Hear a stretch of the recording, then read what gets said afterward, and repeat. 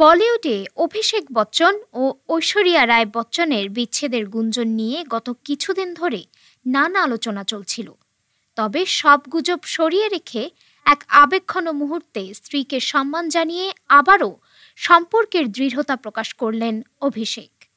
সম্প্রতি ফিল্মফেয়ার অ্যাওয়ার্ডসে অভিষেক বচ্চন তার অভিনয় ক্যারিয়ারের প্রথম সেরা অভিনেতা পুরস্কার অর্জন করেছেন, আর সেই পুরস্কার তিনি উৎসর্গ করেছেন স্ত্রী ঐশ্বরিয়া রায় বচ্চন ও মেয়ে আরাধ্যকে।